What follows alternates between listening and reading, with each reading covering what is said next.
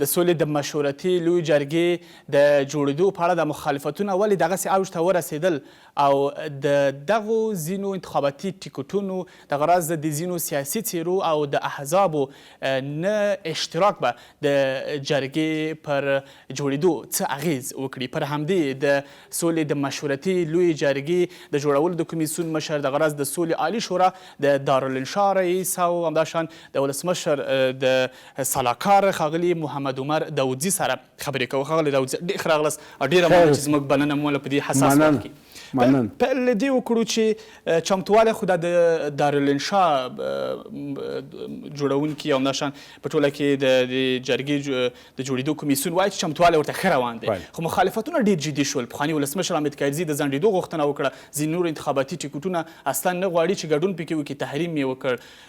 فکر کوئ اغېز یې څه دی په جرګه؟ اول خو تاسو ته سلامونه او تاسو لیدونکو ته سلامونه. د جرګې رئیس د کمیسیون د برګزاري ماته نن سهار گزارش راکړ چې تقریبا ټول اعضا د ولایاتو نه رارسېدلي دي. یو څه کم سل کسان په بلخ کې دي چې هغه هم نن انشاءالله رارسېږي. هم د بلخ نه دي، هم د مزار شریف نه دي، د بدخشان او د قندوز نه سفر یې کړی بلخ ته تللي، د هغه ځای نه انشاءالله انتقالېږي نو تکمیلېږي. نن مازدیګر پورې لکه څنګه چې تاسو په خبرو کې ویله څه د پاسه 3000 کسان به راشي. اساس د دې جرګې اول د دلیل څه و، دغې باندې چې په جرګه ولې دایره شوه. په بینالمللي سطح باندې د افغانستان د جنګ ختمولو لپاره اراده پیدا شوې ده. د هغې ارادې یو نښه دا ده چې امریکا د طالبانو سره مخامخ خبرې کوي. دا حالت، دا تغییر دلته په ملک په دننه کې هم د گفتمان زمینه مساعده کړه.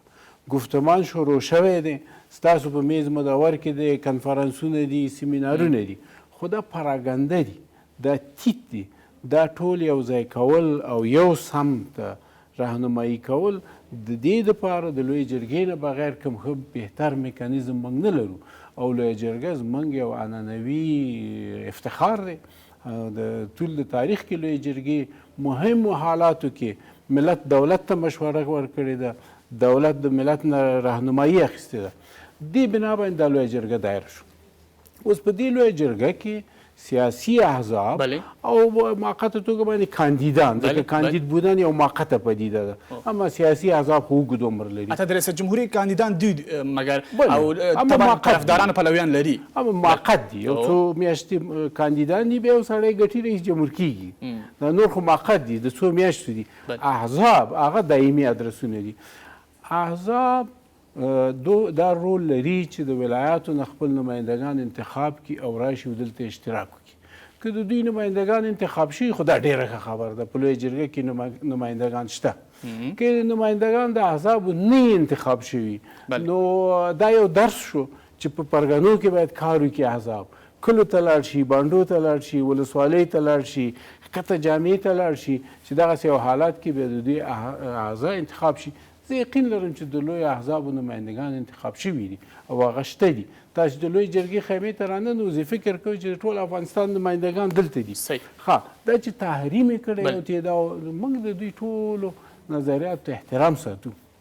آخرین لحظې پورې کوشش هم کوو چې تشویق وکړو چې راشي د جرګې ته ښه رنګ ورکړي. اما بالاخره کې بیا قناعت ته ونه هم رسېږو. د دې لویې جرګې یا د هرې لویې جرګې اصل پرګنې دي، هغه د کلو بانډو نمایندګان دي.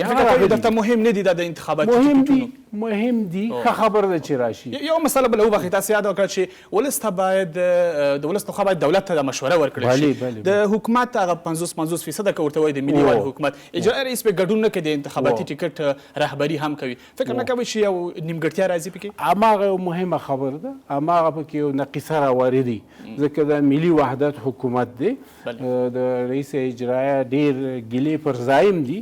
اما تاسو یې وایس اف امریکا سره مصاحبه ولیده، ویې ویل چې څه مشورې شوي خو کافي نه دي. دغه کافي د اضافه مشورې اوس ورسره کوشش کوو چې قناعت ډېر ناوخته د کافي مشورو لپاره، ځکه 40 ساعته پاتې څه کوم هېڅ وخت ناوخته نه وي. آخرین لحظه باندې هم تغییر راتلی شي. هیله لرو آخر لحظه کې تغییر راشي، قناعت حاصل شي چې دا کمپایني لویه جرګه نه ده، دا د ملت نمایندگان دولت ته د سولې په حصه کې راهنمایي کوي. دا دولت د چا نه راهنمایي واخلي؟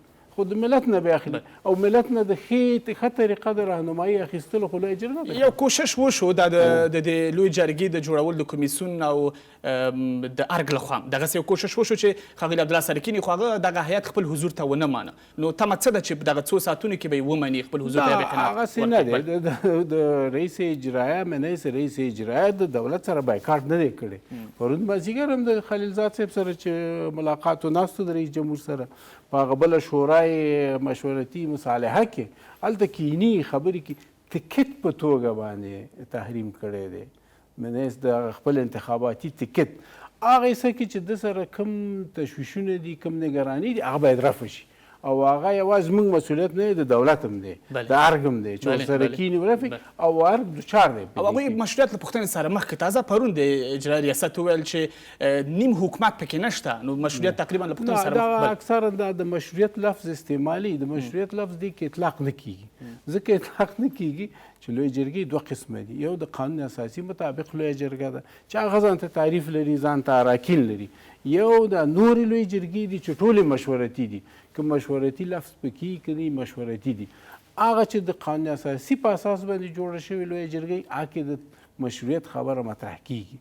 د مشورتي کې دی کې دا اطلاق نه کوي ځکه قانون اساسي رئیس جمهور ته صلاحیت ورکړی چې یو کس وغواړي ما ته وغواړي را سره مشوره وکړي یا 2000 کسان وغواړي ورسره مشوره وکړي دا حق د صلاحیت قانون اساسي ورته ورکړی دی او هر نوم چې په هغې باندې ږدي دا حق د صلاحیت قانون اساسي ورکړی. پخواني ولسمشر حامد کرزي یوې اعلامیه کې ویلي چې دغه د سولې بهیر کې ډېر پرمختګونه شوي لکه تاسو چې مې اشاره وکړه چې اراده ورته شته په بین المللي سطح هم. دغه خبره دا ده چې دغسې چې اجماع پکې نشته په دې مشورتي لویه جرګه کې ممکن دا بهیر سوکه کړي یا خنډ ځنډ سره مخامخ موافق یاست ورسره؟ نه زه یقین ورکوم چې داسې نه دی. د دوی نګراني انشاءالله چې بې ځایه ده او زه هیله لرم چې هغه یو میاشت مخکې بیان ته خپل لاړ شي. یو میاشت مخکې چې کله رئیس جمهور اعلان وکړه نه تایید یې کړ استقبال یې کړ دا ډېره ښه خبر ده. اوس صحیح لارې ته راغلی. زه نه پوهیم چې اوس څه وشوله چې تشویش پیدا شو. زه په د خپل حد اطمینان ورکوم چې تشویش بې ځایه دی. دا لویه جرګه اساس د سولې جوړي. د لویه جرګه سرعت ورکوي د سولې پروسې ته موانع نه ایجادي موانع لرې کوي د سولې د پروسې د مخې نه. که موږ ټول سوله غواړو باید لویه جرګه تایید کړو. نو فکر کوئ قناعت ورته ضرور دی ښاغلي کرزي ته چې تاسې قانع کوئ؟ ولې نه کوم کوشش شوی تر اوسه؟ کوشش روان دی. څه وایي؟ کوشش روان نه مني؟ خو دا خو پرون ناوخته د اعلامیه راووته. نن ورځ کې به ورسره څه کوششونه وي ځکه که ده دا اعلامیه یو هفته مخکې کړې وه نو د کوششو زیاته زمینه به مساعده وه.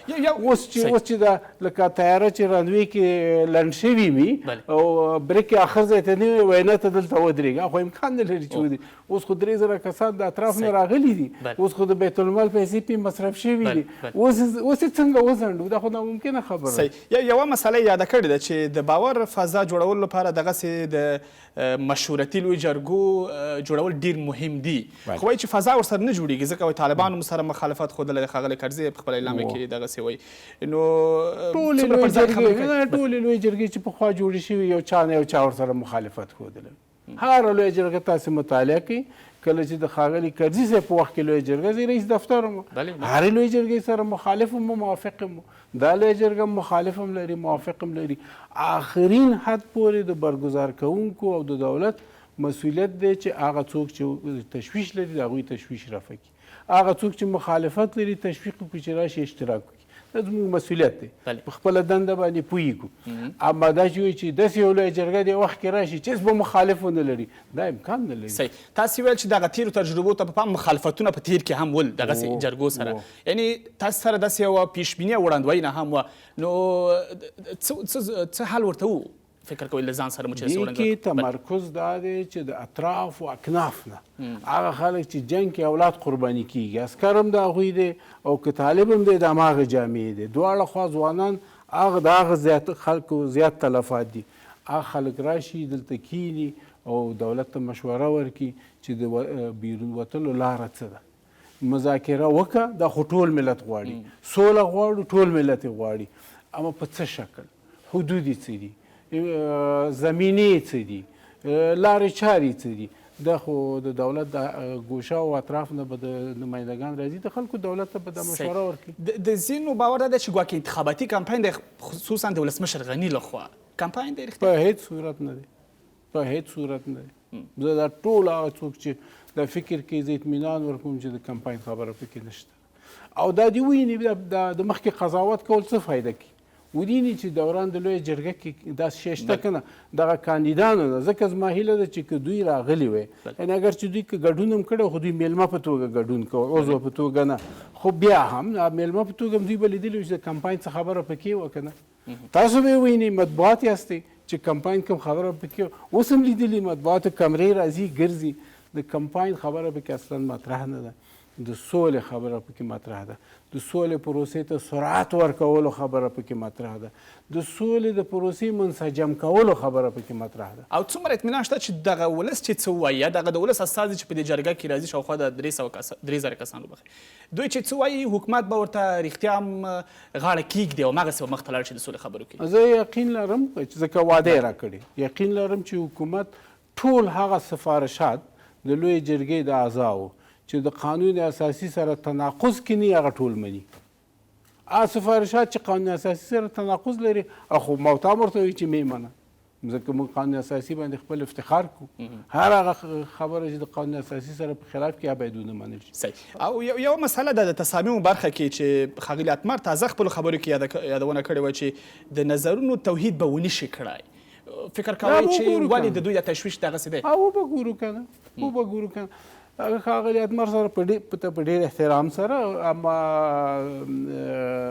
توحید د نظر هلته د کمیټو کارونه دي د ملت نمایندګان دي د لوی پخوانیو لوی جرګو تجربې دي. د توحید د نظر دا معنا نه لري چې یو سړی کښېني هلته یو خبره وکړي ټول وایي بیخي صحیح دی دا نه اختلاف د نظر به وي بحث به وي مناقشه به وي د دې زمینه ورته موږ مساعدو اما د سولې لپاره یو توحید د نظر خو شته چې ټول سوله غواړي خو دا چې څنګه ورسیږو په دې کې به انشاءالله چې ورسیږي زه هېڅ نوع تشویش نه لرم. یو مثل تاسې چې اشاره مو ورته وکړه د ډېرو باور ده چې په افغانستان کې داسې اصلا داسې څوک به نه وي چې سوله ونه غواړي یعنې په دې کې تقریبا یو کلي اجماع شته. صحیح. نو او چې څنګه سوله وشي فکر نه کوئ دا دولت وایي مسؤلیت دی چې دولت باید دغسې مخ ته لاړ شي نه دا چې د ولس ته یو نظر واخلي. ډېره ښه خبره دې وکړه. دولت سبا کېناسته طالبان سره مذاکرې د میز ته طالبان یو وړاندیز وکړي چې زه دغه تغییر غواړم په نظام کې دغه تغییر غواړم. مثال په توګه جمهوري اسلامي نوم یې زه نه منم زه په امارت اسلامي باندې بدلول غواړم. دولت دغه تصمیم د کوم اساس باندې ونیسي چې ورته یا ووایي یا نه وایي خو د ملت نه به مشوره اخلي که دغه لویه جرګه به دغه مشوره ورکړي چې دولته که دغه سوال سره مواجه شوي ستا حدود دغه دي تر دغه حده تللی شي دې ناخوا نشي تللی. دغه چې موږ وایو چې دا لویه جرګه چارچوب تعیني د سولې د مذاکرات دپاره هغې دولت ته تعیني دولت ته د ازادۍ حدود تعیني او د محدودیتونو حدود ورته تعیني. صحیح. بله مسله د ښاغلي خلیلزاد سفر دی کابل ته راغلی دی ګمان کوم تاسو سره شپې لیدلي هم دي پر د دې سولې مشروعیتي جرګه باندې ورسره غږېدلي یاست په راتلونکو پلانونو هم غږېدلي یاست نظر یې څه دی؟ د نظر د خلیلزاد صاحب همدغسې دی لکه د ټولو افغانانو چې سوله باید راشي زر باید سولې ته ورسیږو دې کې ټولو کې متحد دی. هغه منطقوي اجماع باندې کار کوي زه منیز د نماینده د رئیس جمهور په منطقي اجماع باندې کار کوم ما سره چې اکثرا ګوري راګوري زیات موږ تمرکز په هغه منطقي اجماع باندې یو بل سره معلومات شریکو چې اوس د ماسکو کې و د هغه نه مخکې لندن کې و لندن کې زم قرار و چې ورسره یو ځای شم خو بیا د لویې جرګې امادګیانو ماته اجازه را نه کړه دلته حالات دغه و نو د هغې ګزارش یې راکړ چې لندن کې څه وویل شول د دې ملکونو ترمنځ یعنې زموږ بحث په هغه کې البته چې د لویې جرګې په هکله ما اطمینان ورکړ چې په کوم سرحد کې روانه ده په مثبت نظر ورته ګوري ځکه د منطقې ټول ملکونه لویې جرګې ته مثبت نظر باندې ګوري وایي چې دا خو د افغانان راټولېږي د خپل سرنوشت په هکله خپل دولت ته مشوره ورکړي. داسې یو مرسته کولی شي ښاغلی خلیلزاد دغه اختلافونه چې شته په کور دننه چې دغه اختلافونو برخه کې یو څه مرسته وکړي چې دغه کوم طرفونه چې اوس په مخالفت کې واقع دي دوی راشي اشتراک وکړي. خلیلزاد خو دوه خولۍ لري یو خولۍ منیز د یو افغان ده منیز د یو افغان یو باعزته شخص یو مهم سړي خو ډېر مرسته کولی شي اما منیز د نماینده د ایالات متحده امریکا یا اوس چې دا اوسني ماموریت دی چې دا مسله جدا ده هغه جدا ده خو دا شیان د افغانانو خپل کار باید وي موږ کې اوس باید 18 کاله پس د پختګي راغلي چې په خپلو مهمو مسایلو باندې خپل منځ کې اجماع پیدا کړو. صحیح. او د امنیت په تړاو ځینې مسایل شته چې باید څومره همغږي شته د دارالانشا د کمیسیون د جرګې د جوړولو چې پوره ډاډ وي خلکو سره چې دغه اشتراک کوونکو سره یا په نور خلکو سره پوره ډاډ سره دوی لاړ شي اشتراک وکړي په جرګه کې اشتراک خو په پوره ډاډ کړی دی په زړه اول ته ناست دي ځینې نور چې راځي چې هغوی په پوره ډاډ راشي. بالکل د امنیتي کمیسیون یو ځای د برګزاري کمیسیون سره تعیین شو او هماغه یو ځای موازي کار شروع کړ. زما معاون د دارالانشا د هغې عضو دی او یو د اعضاو د کمیسیون هم د امنیتي کمیسیون غونډه دی. روزانه ماته گزارش راکول کېږي بلکې ورځ کې څو ځله گزارش راکول کېږي. زه چې مقایسه کوم د پخوانیو لویو جرګو پخواني داسې حالاتو سره تهدیدات اوس ډېر کم دي ځکه چې تدابیر د ډېر وخته نه نیول شوي ورته. زه هیڅ نوعه داسې یو واضح تهدید نه وینم. اما افغانستان جنگ حالت کې دی هغه نشو دغه کولی. د جنگ حالت کې یو ملک کې سړی 100% تضمین نشي کولی. خو شواهد چې ګورم او گزارشات چې ماته اوس راځي او گزارشات چې پخوا دغسې حالاتو کې راتله مثلا 2010 کاله لویه جرګه کې چې ښاغلی اتمر وزیر داخله و یو راکټ راغی په لویه جرګه باندې لویه جرګې نه تېر شو خواته ولګېده هغه ستاسو یاد دي نو دا شیان شوي پخوا هغه گزارشات چې زه ګورم اوس تهدیدات چې زه ګورم اوس ډېر کم یعنې پوره ډاډ شته. پوره ډاډ شته. یوه مسله چې زه غواړم دغه فرصت نه استفادې سره مطرح کړم. تېره شپه ښاغلي خلیلزاد چې په ارګ کې د حکومت له مشرانو سره لیدلي دي بیا په ټوله کې دغه امریکایي پلاوي چې د سولې لپاره ټاکل شوی دی پر بین الافغاني خبرو بیا تاکید شوی دی. تېر کې هم دا یو کوشش وشو دغه څو ورځې مخکې خو د قطر غونډې ته مې اشاره ده دا ونه شوه دا غونډه د ځینو اختلافونو له کبله. اوس څومره تمه شته چې د اختلافونه یوې خواته شي او بالاخره ژر دغه غونډه وشي هغه چې د امریکا تاکید هم شته. بالکل بین الافغاني مذاکرات او بیا په مشخصو توګه د دولت او طالبانو ترمنځ مفاهمه او مذاکره دا کلیدي خبره ده. دا اصل مرکز د خبرې عمق د خبرې همدا دی او زه یقین لرم چې دا لویه جرګه هغې ته زمینه مساعدي هغې ته سرعت ورکړي هغې ته بسترسازي کړي ځکه مخکې تا ورته اشاره وکړه یو ځل قرار مشترک لیست جوړ کړو بیا هغې کې مشکلات پیدا شو ولاړه نه. اوس دلته د ملت اراده هم تمثیلیږي په دې هکله نو زه یقین لرم چې دا د لویې جرګې سفارشات به په دې هکله ډېر ممد ثابت شي. پروسه به سري شي پروسه به همه شموله شي پروسه به افغاني شي تصامیم به افغانان نیسي د سولې په مورد. صحیح. یعنې داسې تمه شته چې د قطر غونډه چې ځنډېدلې یا ورته وایو که لغوه شوې بیا وشي؟ بله غونډه خو حتمي کېږي. غونډه حتمي کېږي د بین الافغاني مفاهمې اوس مذاکره لري ده اوس د بین الافغاني مفاهمه ده حتمي کېږي. دا چې قطر کې وشي که بل ځای کې وشي دا بیا دولت او د څوک باید انتخاب کې فکر کوي دا په ګډه باید دا انتخاب کې کار پرې روان دی خبرې پرې روان. پرون هم یو موضوع د بحث ماښام مجلس کې هم دا و. دا د مصالحې ستاسې د وظیفې هم درې څلور دي د مصالحې رهبرۍ شورا ویاند هم یاستئ. څومره د دې شورا د کار بیا پیل ته تمه شته چې ژر کار پیل کړي او په دغه تاسې اشاره وکړه چې د غونډو جوړولو لپاره دوی مخته لاړ شي نور هم کار سره وکړي؟ هغې شورا پیل خو کړی دی اما بیا پیل تکمیل نه ده. کار یې ترکیب یې تکمیل نه دی اعضا یې تکمیل نه دي. په هغه تکمیل باندې د زر کار شروع کېږي. جرګې نه خلاص شو د خیره د هغې اکمال باندې کار شروع کېږي. هغه تاسیس شوې ده ځکه د دوه مهم شیان دي. لویه جرګه یو اجماع جوړوي د ټول ملت د اقشارو د جامع د عمق نه اجماع جوړوي او هغه شورا په لوړه سیاسي کچه اجماع جوړوي. دا دواړه ډېر ضروري دي. نو هغې باندې هغه شته فعاله ده اما تکمیل نه ده. اعضای تکمیل نه دي لږ نور هم باید وسعت پیدا شي. ډېره زیاته مننه کور ودان د سولې د مشروطیې لویې جرګې د جوړولو د کمیسیون مشر د سولهییز شورا د دارالانشا رئیس او د ولسمشر سلاکار محمد عمر داودزی. ډېره مننه صاحب کور ودان. خیر اوسئ. خیر اوسئ. تر لږ ځنډ وروسته د خپرونې دوام.